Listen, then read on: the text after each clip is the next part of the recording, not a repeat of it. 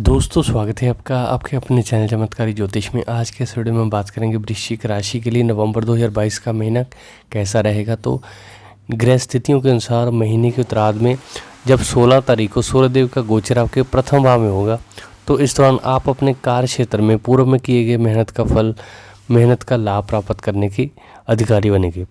छठे भाव के स्वामी मंगल महाराज कुंडली के अष्टम भाव में वक्री अवस्था में होने से उतार चढ़ाव भी आएंगे और कुछ विरोधी भी प्रबल होंगे। 11 तारीख को शुक्र का गोचर प्रथम भाव में होगा और फिर 13 तारीख को बुध भी आपकी ही राशि में प्रवेश कर जाएंगे।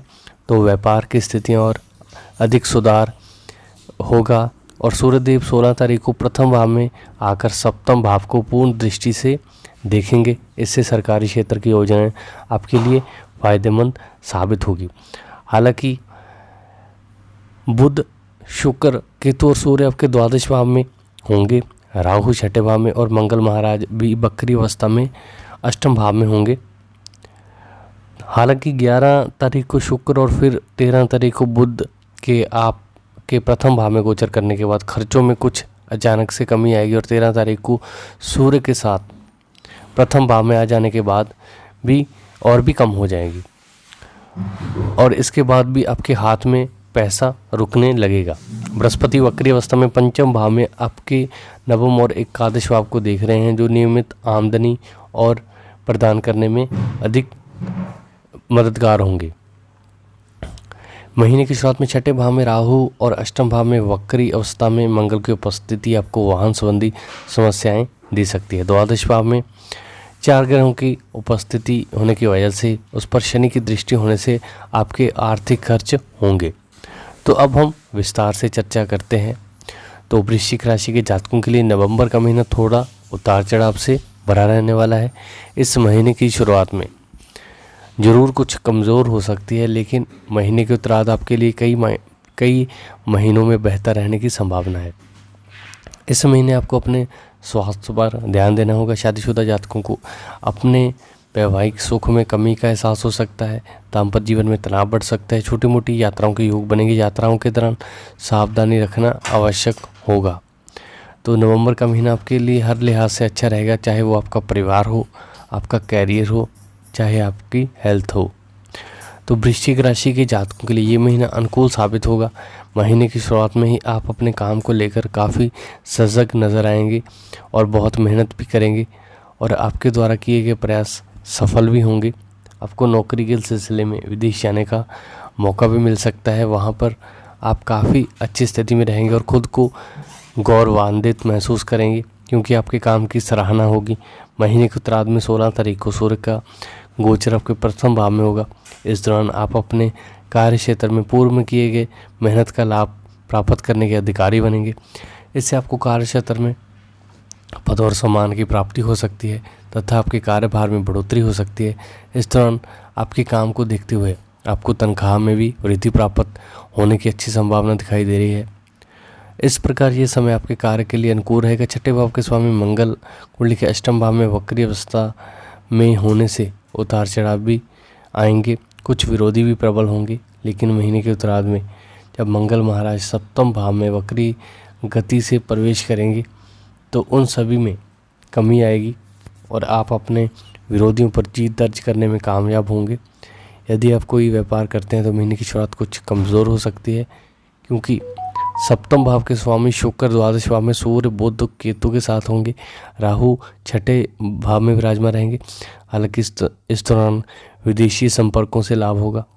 किसी मल्टीनेशनल कंपनियों, किसी विदेशी माध्यम से जुड़कर कोई व्यापार करते हैं तो ये समय आपको उत्तम प्रगति प्रदान करेगा। इसके बाद में 11 तारीख को शुक्र का गोचर प्रथम भाव में होगा।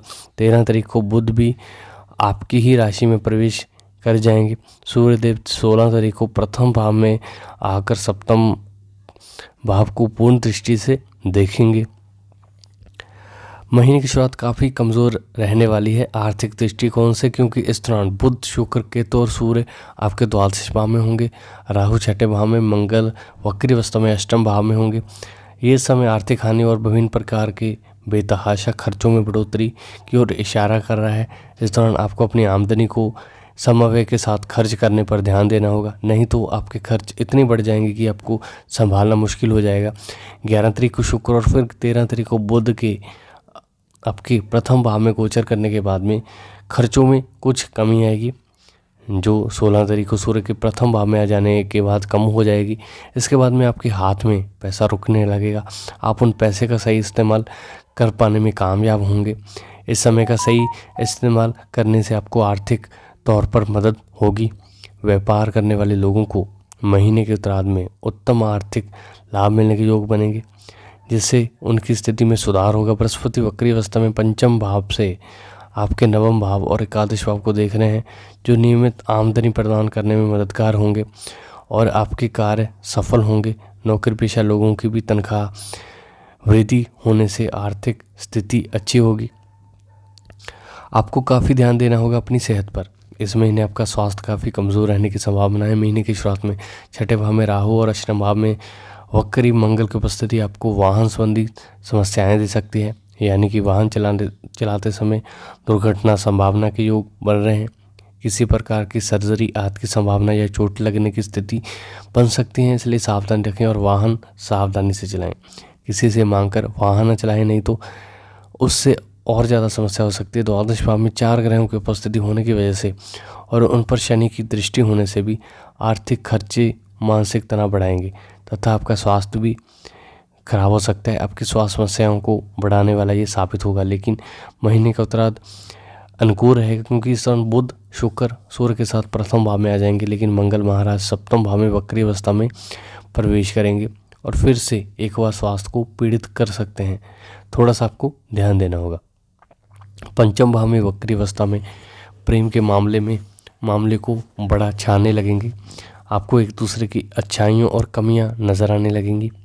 हालांकि ये आपकी मदद करेगा एक दूसरे को अच्छे से पहचानने में। यदि आप दोनों अपनी जगह सही हैं तो आप दोनों विवाह करने के लिए एकमत हो सकते हैं। इस दिशा में प्रयास करने की और आगे बढ़ने, यानी कि ये समय आपके प्रेम जीवन को मजबूत बनाएगा। आप दोनों का एक दूसरे पर विश्वास बढ़ेगा। शनि महाराज की पंचम भाव पर दृष्टि बीच बीच में आपकी परीक्षा भी लेगी, जो आपके प्रेम को जानने का प्रयास करेगी और आपको एक दूसरे की आवश्यकता अनुसार मदद भी करनी होगी। यही आपकी रिलेशनशिप के लिए आवश्यक होगा।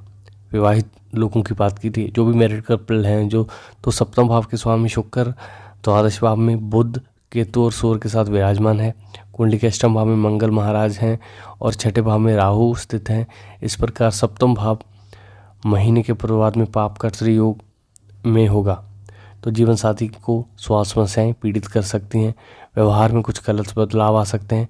परिवार का माहौल बिगड़ सकता है। आपके आपसी संबंधों में कमी आ सकती है। लेकिन शुक्र देव और बुध देव के प्रथम भाव से सप्तम भाव पर दृष्टि डालने के कारण दाम्पत्य जीवन में प्रेम बढ़ेगा। अगर पारिवारिक जीवन की बात करें तो दूसरे भाव के स्वामी बृहस्पति महाराज कुंडली के पंचम भाव में वक्री अवस्था में तथा मंगल वक्री अवस्था में अष्टम भाव से दूसरे भाव पर दृष्टि डालेंगे। पारिवारिक जीवन में उतार चढ़ाव की स्थिति रहेगी। एक और परिवार वाले आपको आगे बढ़ाने के लिए प्रेरित करेंगे और आपका साथ देंगे, वहीं परिवार में कुछ कहा सुनी होने की संभावना होगी।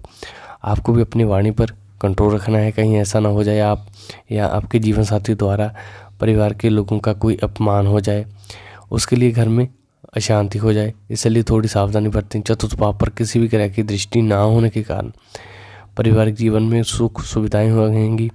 आपकी माता जी को स्वास्थ्य समस्याएं हो सकती हैं। सुख भाव का स्वामी शनि आपके अपने ही भाव द्वादश भाव में गोचर कर रहा है। ये स्थिति माता पिता के स्वास्थ्य को प्रभावित करेगी। तीसरे भाव में शनि की उपस्थिति मंगल की दृष्टि भाई बहनों को कुछ समस्याएं की ओर इशारा करती हैं, लेकिन महीने के उत्तरार्ध में स्थितियां सुधर जाएंगी। तो उम्मीद करता हूं आपको मेरा ये वीडियो पसंद आएगा।